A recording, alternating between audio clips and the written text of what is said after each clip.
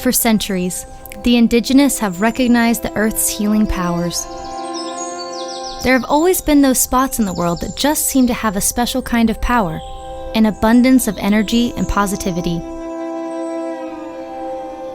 For a young Indian princess, her fleeting health was restored in a place just like this. As the legend goes, her father, a noble chief, was told in a dream to travel to the land of the rising sun, where whispering pines stand tall, through which a river of sand steadily flows. It is here, he is told, that she will regain her health. And she did. The Indians call it sacred, others serene. We call it Aiken.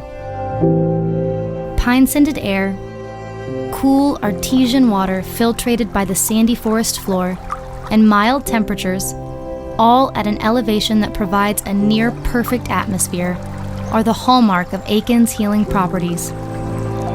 News traveled quickly of the healing powers found in these pines, and soon, Aiken would become one of the most famous winter colonies, with the Willcox welcoming guests from all over the world.